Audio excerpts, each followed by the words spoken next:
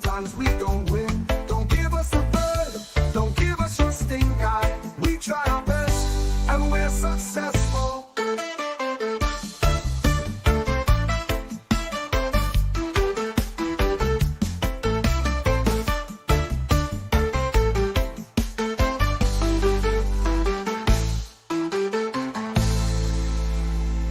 Come watch our show, Bed River sponsors. It's time to start, enjoy the show.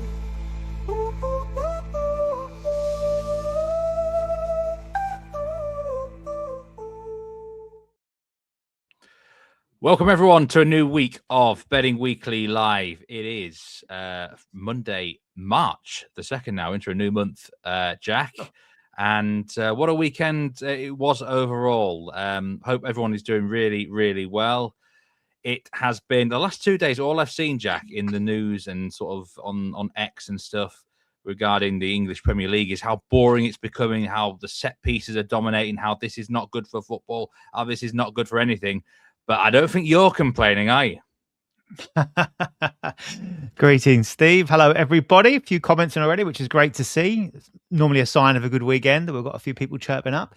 No, look, we know what we're like. We're betting folk. We like to we kind of think with our wallets. We talk with our wallets, don't we? And if we've got an angle in that works well and comes off, then we're generally very happy. So yeah, let them crosses, long throw-ins, and corners rain in. That's all I'll say. And as long as we keep picking the right people to get on the end of them. I want to tip my hat to you, Jack Wright, for a clean sweep over the weekend in the English Premier League. But it was obviously the big winner, Virgil van Dijk, to score any time at, was it plus 650, was it, Jack?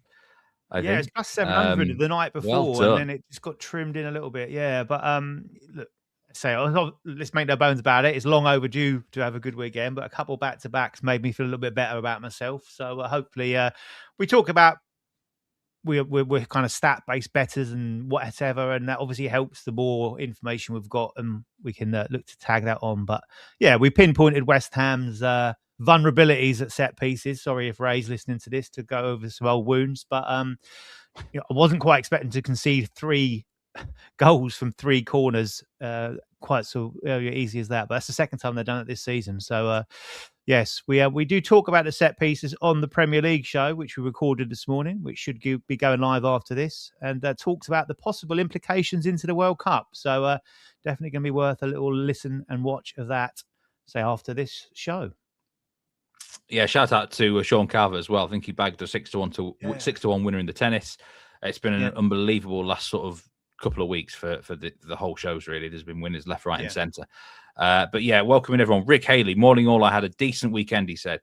Byron says there was poor defending throughout the leagues. Yeah, that's a fair point, actually, Byron. A poor Saturday, but Sunday was beautiful, says Chippy Chips. Ming Chung, good to see you. Vinny Stone, this is my favourite time of the day. Love that comment, Vinny.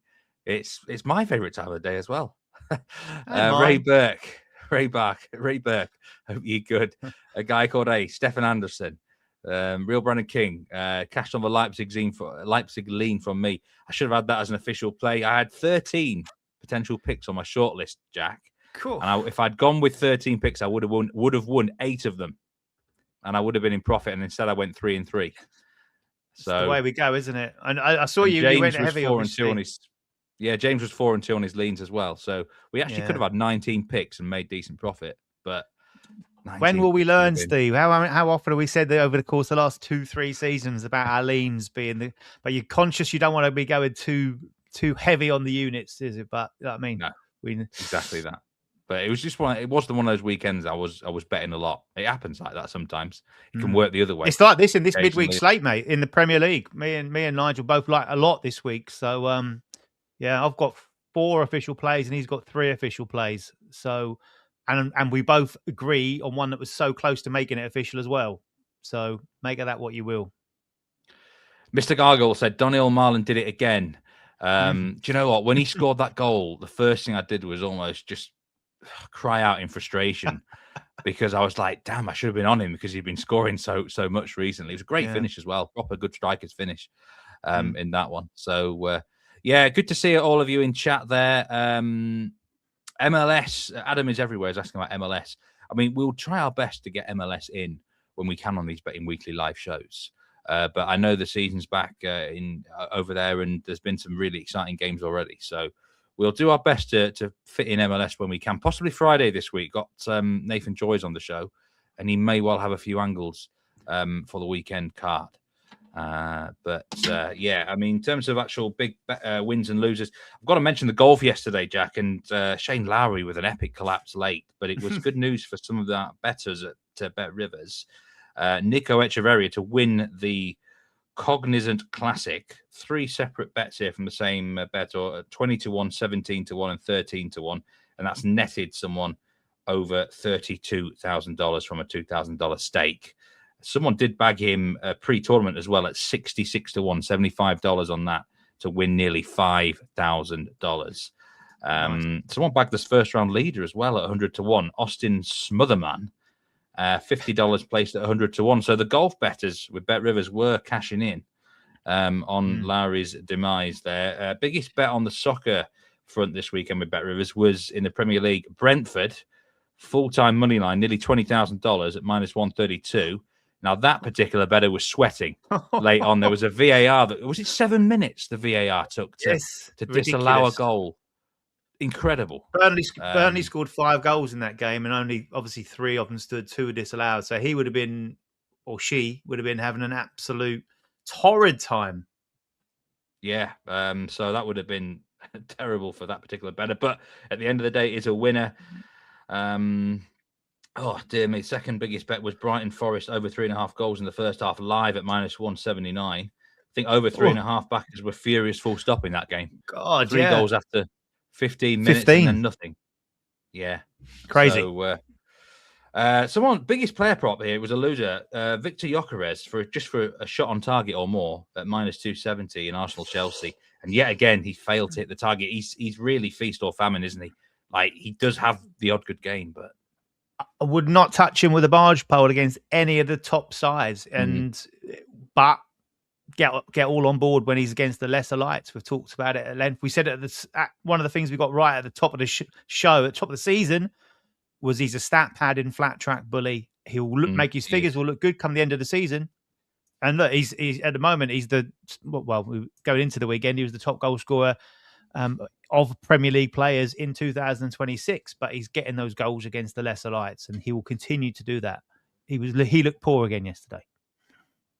Yeah, against the bigger teams, he doesn't quite have it, but you know, he does. He certainly has contributed his worth against some of the poorer teams. Producer Troy hitting an 8-1 parlay at the weekend, which is great to see. Ginepi said he had his worst weekend of the year, though. His picks failed and his leans won, and he's been there before. It's that horrible sinking feeling when the leans cash and the picks that you're on more don't. Byron, yeah, it was a really low-scoring German round. I know. I think you've got to be getting on the overs rather than unders. From this point forward, history suggests more goals than not.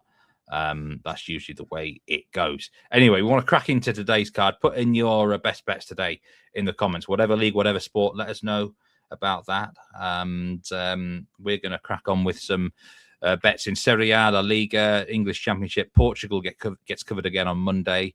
As per usual, we've got a daily double coming your way. And there was another daily double winner on Friday. Just to remind people, this was Lewis Jones's bet on Watford double chance and under 3.5 goals in the Wolves match. 3 in a row we've hit on the AM show here for daily double winners. So hopefully we can make it 4 in a row later today. We start in Serie A. This match isn't going to be included in the daily double. This is Pisa against Bologna. Pisa plus 330 for underdogs. Bologna -113 favourites, and the tie at plus 230. Plus money for over 2.5 goals and nearly even money on both teams score. Yes, Bologna are a real kryptonite team of mine, Jack. You know, Bologna, Dortmund, Sunderland, they're the 3 teams this season that probably defied me the most. So for me, it's not a match I was really that interested in getting involved in. Pisa, for what it's worth, I just think Pisa are so limited. I've backed them in a few overs recently, and it's not for lack of trying. They just don't have the ability, it seems, to hit. The manager's just hardly got any weapons to work with. So, you know, it's the sort of match where I'd kind of like to get with Pisa in some sort of way, because they need to win the game. And usually when teams are desperate, goals can flow. But in terms of Bologna, I never get them right. So I'm gonna lean into you here, Jack, for your opinions. How do you see it going? Yeah, I'm keeping it simple. I fancy Bologna to win this. And I was just reading through the comments there, and John's already put some very good comments in so far. And he's made extra good ones there, actually, at the bottom. My take on this is I agree with him that Bologna aren't on the beach yet. I think they have got things to play for, but they will need to win this game. Absolutely. And I think Pisa are gone. I don't think that we were talking about them last week, actually, Steve, weren't we? They were on Monday last week. And we against Fiorentina, and we fancy goals in that one, and probably Fiorentina to win it. It was one of those they both needed to win, and Fiorentina came out on top. So that's extended Pisa's winless run now to 15 matches. Only one league win this season. 9 points adrift to safety, 12 to go. I can't. How can they come back from that position when they've only won one all season? I just don't see it changing. They've also lost 6. They lost 7 at home as well. And we talked about the new manager Bounce, the fact he'd want to be attacking, front-footed, likes to get his side scoring goals. And you rightly pointed out last week, and you've just said it again, he ain't got the tools to be able to do what he wants to do with them. So 1 point in 3 games from him since he's come in. And I think Bologna are in a good spot at the moment as well. And I get it. We've all got teams that we just can't seem to get on the right side of. Fulham are normally one of mine, and I managed to get on the right side with them this week, but that's mainly thanks to Tottenham more than anything else. But yeah, Bologna had that good win in Europe in midweek. Questions, will they be affected and tired by that? But they were against 10 men for large parts, so that should be right. As a 4th straight win in all competitions. So as I said, they're in a good spot at this moment in time. They're 11 points adrift of Juve in 6th place, and all the top 6 either won or tied at the weekend. So I feel that this is a must-win for them to have a chance of closing the gap on those European places. So that would close the gap to 8 points with a win here. But I think, say to John's point, if they don't win tonight, then they probably are on the beach, because that would just be a tough mountain to climb to get back into that spot. But two wins across their last 6 on the road means they aren't the most consistent, as you've already alluded to as well. But they have been scoring consistently. They've scored in 11 consecutive road trips, and that might just be enough for this. A 1-goal win, or 1 goal, might well be enough to win this game against a Pisa side that you say they haven't got the firepower. And remind ourselves that back in October, in the reverse fixture, Bologna won this one comfortably. They won it 4-0. So I'm taking them on the money line. I think it's a nice price at -113. Yeah, John Tate makes some really good points about this game in the chat, and about that reverse fixture where Pisa only have a 0.04 XG. They are a limited team. They've only scored 4 home goals all season in 13 games, which is just a disgrace. It just is. Sorry, it's just not good enough. And I know this manager. I mentioned him last week. Former boss at Elfsborg. He's probably starting to think, what have I got myself into here? There's just a real lack of weapons. So Bologna is your bet here on the money line. The actual betting splits for the game, I'm going to give them out now. We've got 82% of the money's on Bologna, 88% of the tickets are on Bologna on the money line, and just 56% of the money is on the over in the over-under market. Suggests that basically over's not fancied that much, probably because of Pisa's lack of goals. It's as simple as that. Bologna, for me, a really weird team, Jack. You mentioned that Brand game on Thursday. I actually thought first half Brand were the better team, even with 10 men. And then it just became too much for them. And I can never really get Bologna. My gut feeling is I don't think they're that good, Bologna, all things considered. But we mentioned that word on the beach. John doesn't think they're on the beach. You don't think they're on the beach yet. Let's just give an explanation what a team on the beach is, because we're going to use this phrase a lot over the next few weeks and months. For those who know about that, then everyone knows about it. But just give us a brief explanation what can happen with certain teams at this time of the season. Yeah, we're basically saying that they're already looking forward to their summer holidays, and although there's still parts of the season left to go, in their head they're on the beach, and therefore going to be taking it a little bit easy, or not bothered if they're going to get a win or not, other than their professional pride. So on the beach basically means that their season's done with and they're going through the motions. Yeah, where motivation can be questionable, things like that. Yeah, well, you're going to hear that term a lot from a lot of different sources over the next few weeks. Efri Brilovsky says Bologna moneyline under 3.5 goals. To be fair, I think if they win, I don't think it'll be high scoring. Brian M says the team total for Bologna plus money there over 1.5 goals. They have that. What they do win a lot of matches 1-0 though, don't they? That would be the only thing that would put me off in that one. Efri likes that team total as well, though. Just want to give a shout out to Ritik098. He's talking about cricket here. India and South Africa both to win their semi-final at plus 140. What?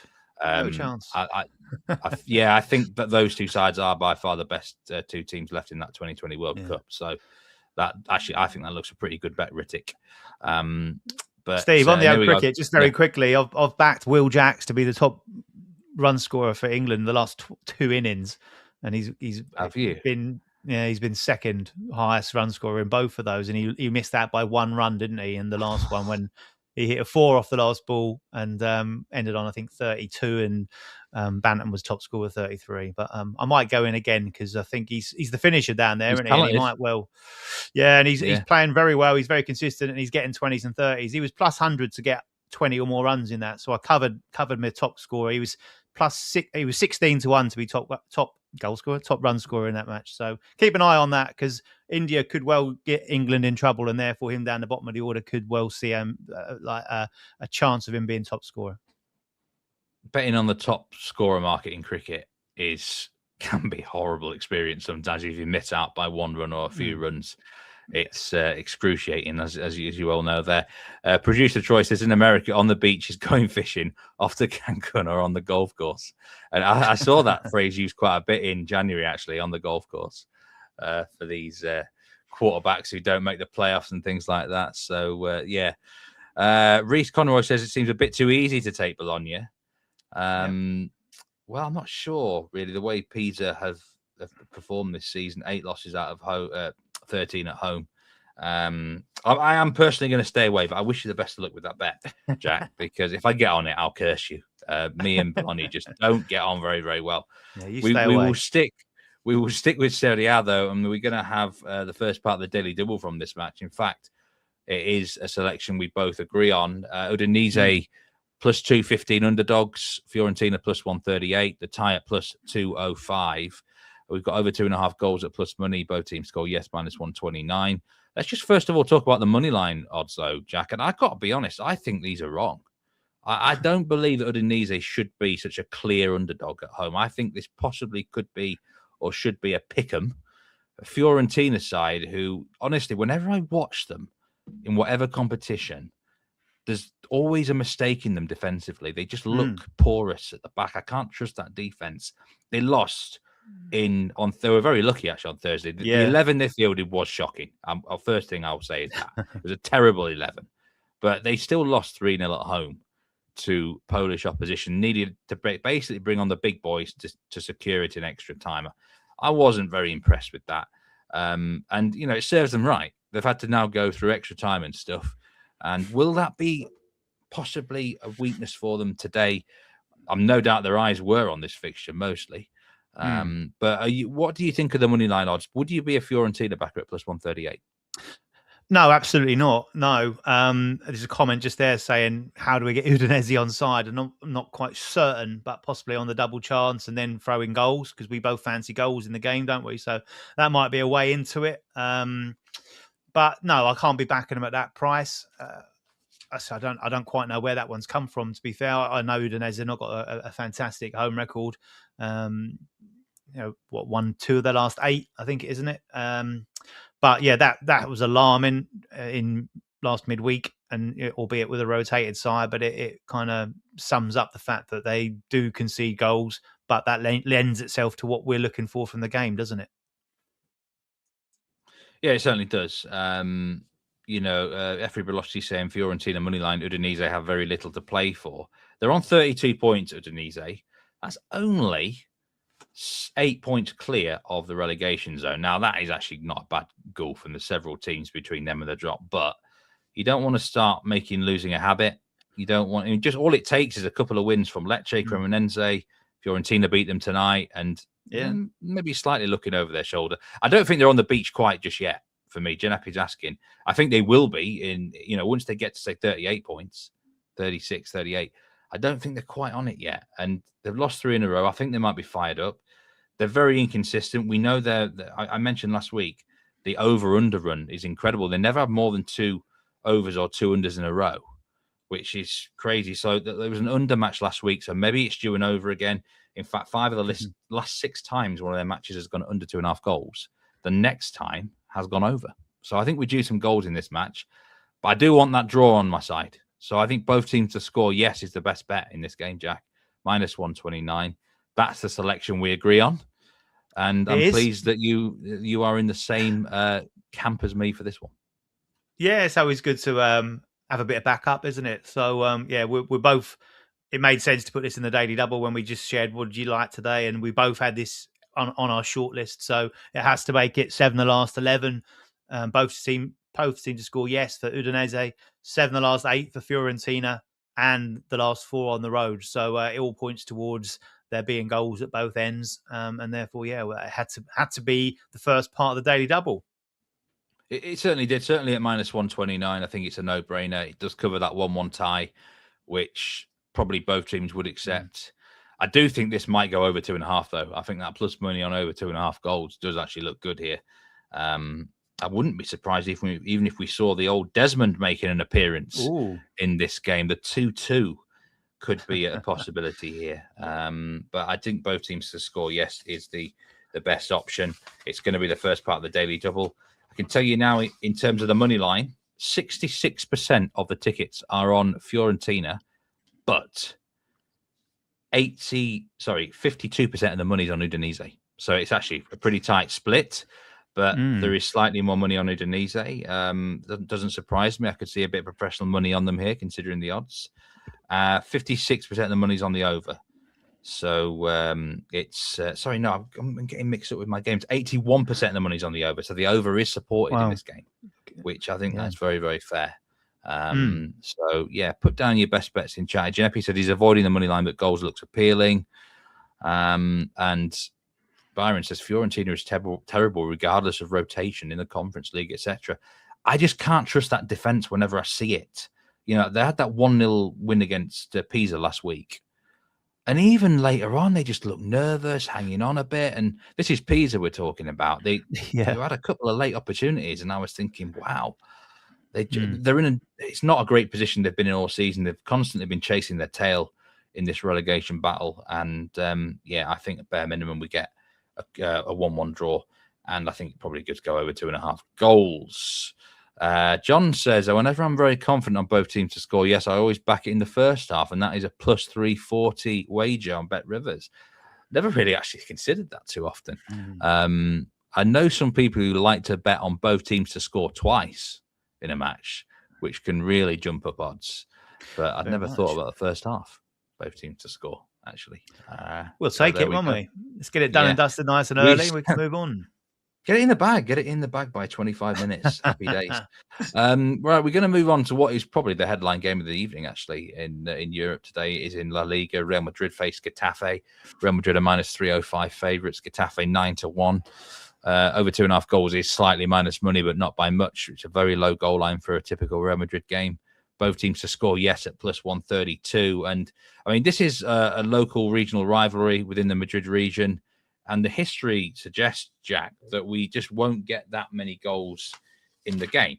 There is some stats that I want to give out on this match first and foremost. The last 15 head-to-head meetings have all gone under 3.5 goals.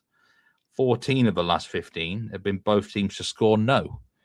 Including in that was actually a 1-0 Getafe win at one stage. And Getafe normally play Real Madrid very, very close. It must be said. They fight really hard. I've mentioned it before in their games. One of the main reasons there's so many unders in their fixtures is the ball's not in play often.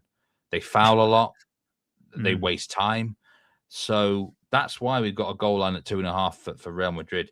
The two angles I'm looking at here are Real Madrid win to 0, minus 109, or Getafe simply not to score at minus 143. Is this a fixture where head-to-head can be absolute rubbish sometimes, but is this the sort of fixture where we have to consider the head-to-head considering the regional rivalry? Yeah, I think there's a couple of things to take into account. The regional rival, you're spot on, because that tends to be a running theme throughout history, doesn't it? With sides, if there's a that local rivalry isn't going to go away.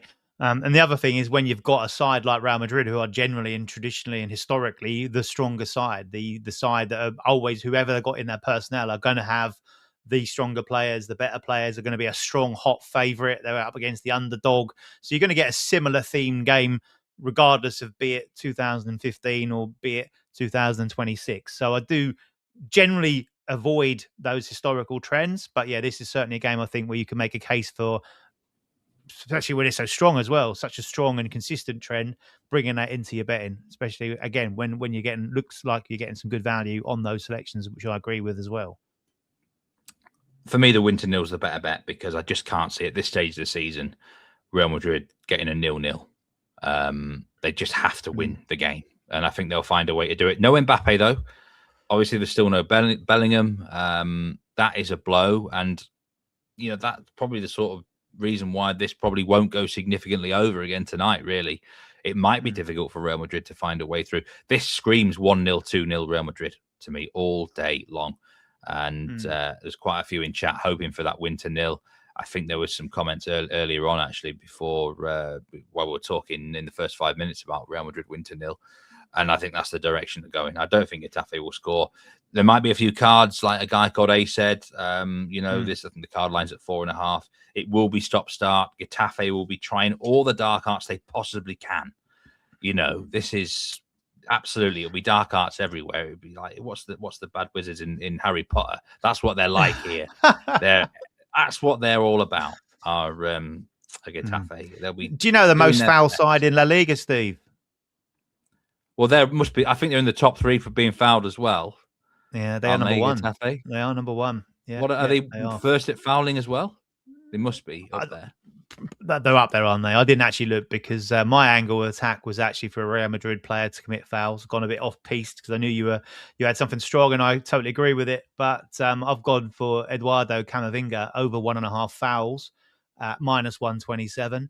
I say Getafe most fouled La Liga side, averaging 14.7 fouls against them per game.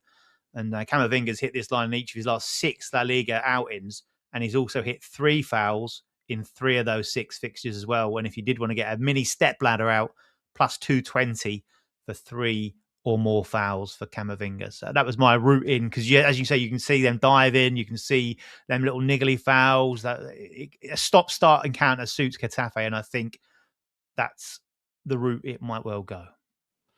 Yeah, people moaning about watching Arsenal-Chelsea yesterday. This is going to be an even worse watch, because all you're going to see is Getafe players rolling around.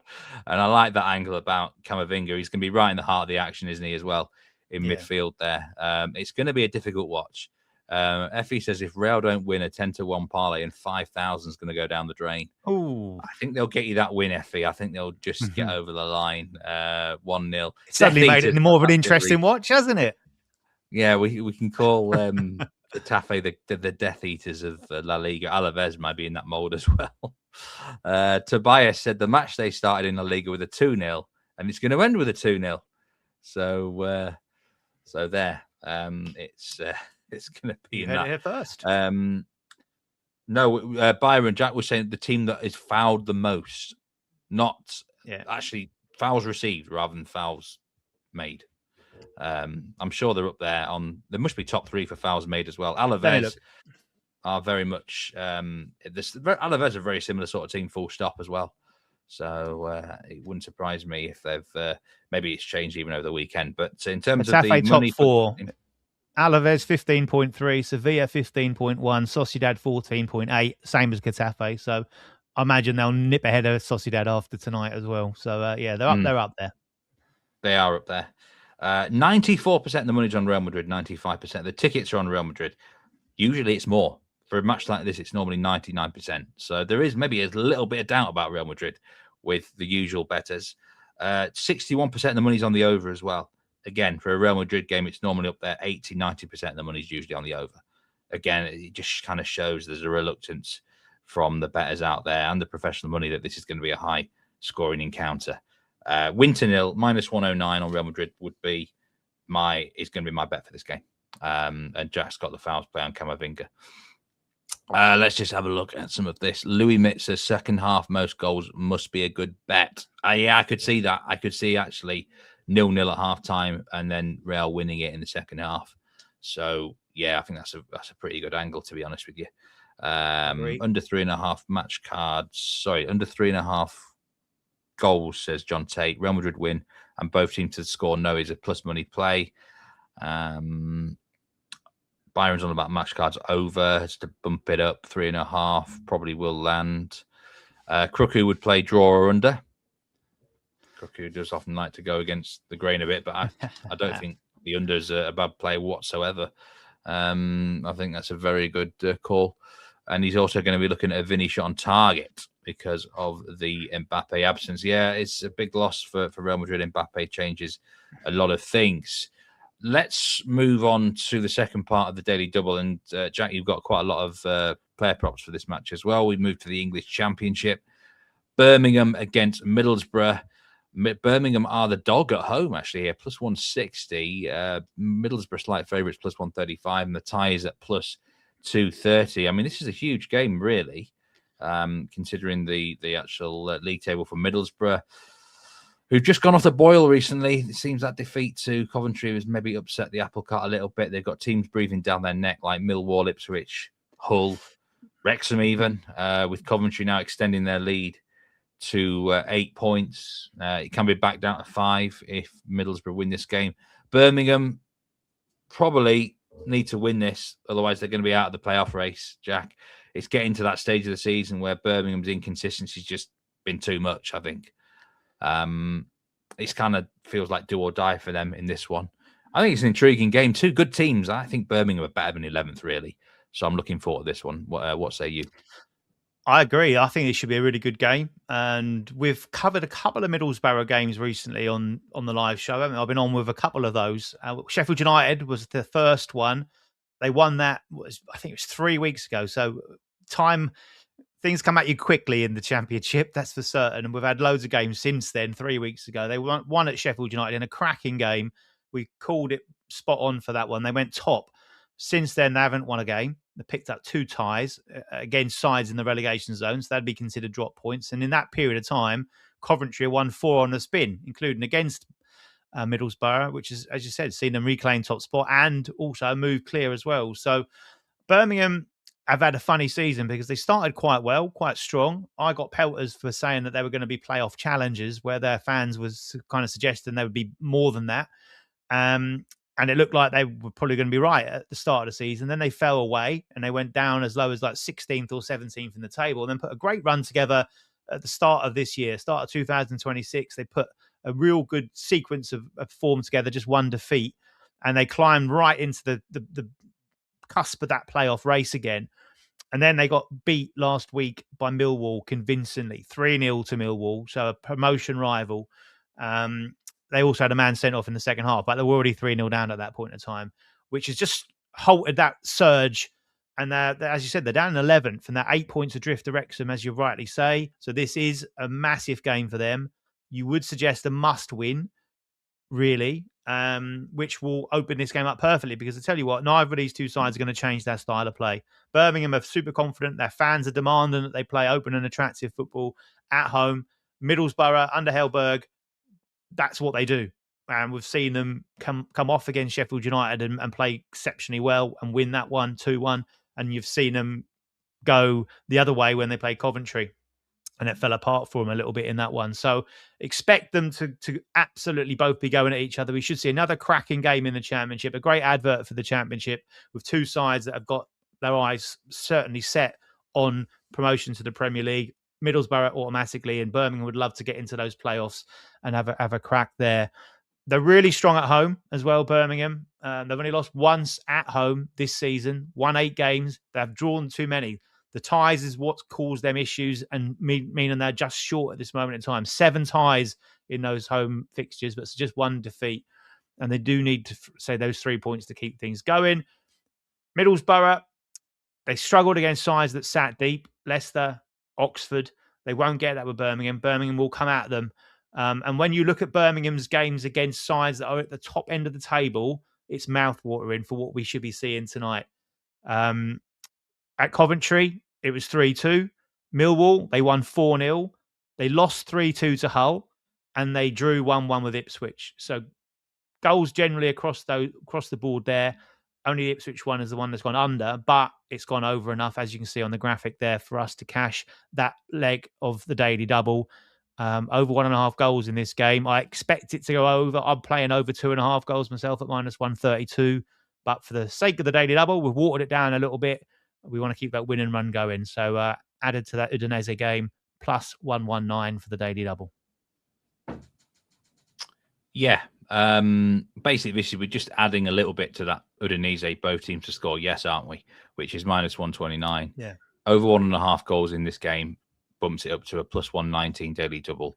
Hopefully we can make it 4 wins in a row. I'm with you. I like the overs full stop in this game. I think over 2.75 goals is a good bet. Both teams score as well. I could see it happening. If we actually consider the last 2 matches for Borough that have gone under, 0-0 at home to Oxford and 1-1 against Leicester, there's one thing in common there. The opposition managers are very, very defensive. Gary Rowett's now at Leicester, and Oxford have Matt Bloomfield, and they're known for keeping it deep. And I think Kim Hellberg struggled against that from what I've seen. This is a bit different. Birmingham at home will have a good go, so it probably will suit Hellberg a bit more. Indeed, both those sides in the relegation zone. So both those sides were like, we'll take a point here. We're away from home at an automatic promotion chasing side. We're in the bottom 3. They had to snatch their hand off for a point, and they got it because they sat deep and they just looked to try and get what they came with and take a point away. And I do feel John Tate is my burner account that I don't know I've got, because he's made a point there about both teams to score. He's also said about putting that together with corners, and they're both angles that I love in this game. So, well done, John. Louis Mitt says Birmingham are 4th in the Championship expected goals table, 2 places above Borough. I certainly think Birmingham are a better team than 11th. If you put it in terms of power rankings for this league, they'd probably be knocking on the door of the top 6 in a lot of power ranking lists. So they're certainly better than 11th. So much rest on Hackney for Borough, he said, and they lack serious firepower. They do probably need a proper striker, don't they? Tribe of Gad, good to see you. He said it was a rollercoaster weekend. He was having a mare, but then Sunday brought him back thanks to Torino, AC Milan, Inter, and Roma. Serie A teams doing you well there, Tribe of Gad. Wolf fan in Jersey says, can either of you suit up for West Brom? I mean, they are struggling a bit, aren't they? I mean, we're available. Sean Calvert's available as well. Yeah. Well, he will be. Yeah, Baggy's fan. I saw them linked with Steven Gerrard this weekend. I don't know if that was for him to play in the middle of the park or actually as a manager, but either would probably work better than what they've got at the moment. Yes, I have. Well, I'm played Real to win to 0 Kruku but he asked if I'm playing both teams to score. No, in the Real match, I am in that sort of capacity, and we're not going for the tie in that game, Kruku. Partly because I don't think either of us really actually fancy the tie. So that is the official daily double today on screen. Udinese, Fiorentina, both teams score, yes. And then we just need over 1.5 goals in that Birmingham Middlesbrough game. And it's a +119 daily double. Now, player props for this game. Talk to me about player props here, Jack, because you've got a lot on your slate. Yeah, I'm just going to rattle through these really quickly just to tell you who it is and why I've gone for them. They're all shots on target, guys, here. Start with Birmingham, Marvin Deutsch. Again, team news, obviously, we'll have to wait and see. A shot on target in his last 4 starts, and he's had 9 in total in his last 8 starts for Birmingham. He's -125. You can see him on the graphic there. One of the favourites to score in this, but he's just -125 for a shot on target. And I've seen him at first hand, unfortunately. He scored 3 goals in 2 games against my team this season. That looks like a decent shout. One I really like is an old school player here, Damari Gray. Was at Birmingham many, many years ago. He's been around the block a few times since then. He's come back to the club. He's had a shot on target in his last 5, and in 10 of his 11 at home this season. He's a home bird for certain. Not one I'd be so interested in on the road, but at home, as I said, he's had 1 in each of his last 5 home appearances, and in 10 of 11 appearances in total this season. And he's plus money for a shot on target here, plus 105 against the Borough side that will flood forward. So out on their left-hand side, Gray could have a decent opportunity. So they're the two for Birmingham. And there's a few I like. He's already been mentioned. He's a favourite of mine. For me, certainly in the top three as far as players of the Championship. Hayden Hackney, he'll be in the Premier League next season, one way or another. A shot on target in his 6 of his last 7 on the road. We've cashed a couple of times on him already this season. He's plus money again, plus 110 for a shot on target. He had 3 in the first half a couple of weeks ago when we were on him. So I was a fond favourite here. My absolute best bet here in the prop market is Riley McCree. Scored in 4 of his last 5 on the road. And he's plus 160 for a shot on target, which I think is a huge price, given obviously he scored in 4 of his last 5 on the road. He's clearly had a shot on target in those as well. You can also add a couple of assists in those 5 games as well. And he's plus 260 to score or assist in this game tonight. And I think that's a great bet and a great price. So Riley McCree. And Tommy Conway, the striker, we've kind of much maligned tonight, but he's a grafter up the top there and a little bit selfish. He's had a shot on target in 7 of his last 8. Last time I put him forward was against Coventry, and that's the only game he's missed in that run of 8 games. We talk about being a bit unfortunate. That was one, but he's minus 115 again. And I think, again, that's a really good price. And he's not priced up at the moment, but if he does pop up either in play or near a kickoff, a left back, Matt Targett, for Middlesbrough. He's 1 shot on target in 5 of his last 7 appearances for Middlesbrough. But you'd want a decent price for him on that, even though with those numbers, I'd want at least plus 250 or more for Matt Targett for a shot on target. He is a defender after all, but he's got a good recent record as far as shots on target is concerned. Not priced up at the minute with Bet Rivers. Keep an eye on that one, either later towards kickoff or in play. Matt Targett for a shot on target. That is a great way to finish the the section on Birmingham against Middlesbrough. Loads of good player props there that Jack has mentioned. John Tate is agreeing with you. Maybe he is your burner account. There's a huge price. Did you not see me? My fingers moving. So what else have we got? Effie Brolowski says Borough team total over 1.5 goals. Prince of Entertainment says the correct score. Birmingham 1. Middlesbrough 2. I could see that, Prince. I could. Yeah, wouldn't surprise me. Who do you fancy for this one, Steve? Did you nail your colours to a mask, Birmingham or Borough? Birmingham. I could see. Do you know what? I think 2-1 either way is very possible here. And I'm just going to say Birmingham because it feels like Borough's bad phase. Like sometimes I know what the Championship's like. When stuff starts going against you, it's hard to keep that up, you know? Yeah. So that's what I would say. RHM says, has anyone got a 30-1 ACCA? And he wants me to give him a 30-1. I've got a 50. I've put together a 15-1 ACCA here for you quickly, RHM. Oh, here we go. So about both teams to score in Birmingham, Middlesbrough, and Udinese, Fiorentina. Both teams score no, Real Madrid, Getafe. We're going to put it in because you mentioned it earlier. Bologna money line against Pisa, Jack. And then over 9.5 corners in Gil Vicente against Benfica, which is in the Portuguese league, and it pays 15-1 with Bet Rivers. So there you go. I can't do a 30-1, but I've got a 15-1 for you because we finished with Gil Vicente Benfica in the Portuguese league. This is we've been covering Portugal a lot in the recent Monday shows. Benfica nearly minus 200 favourites. Gil Vicente plus 525. They are 5th place in the Portuguese league, and by my reckoning, 5th place should be getting the Conference League spot this season, as long as Sporting or Porto win the Portuguese Cup. They should win it because whoever wins their semi-final will be facing a 2nd or 3rd division team. So plenty to play for Gil Vicente. They could generally find themselves in Europe. There is a history of goals when these two teams meet. And the over 2.5 goals looks quite good at minus 118. I think both teams to score, yes, looks good at minus 107. I'm actually going to bet both teams to score myself here. And I'm going to bet on corners, over 9.5 corners. I like this one for corners, Jack. If you look at the corner stats for both teams this season, they're pretty high. You'd expect it to be high with Benfica anyway, who average nearly 7 corners per game. But Gil Vicente are averaging nearly 6 corners per game. There was a really strange corner stat in the reverse fixture Benfica won the match 2-1, but Gil Vicente won the corner count 7-0, which that's extraordinary that Benfica didn't actually get a corner at home.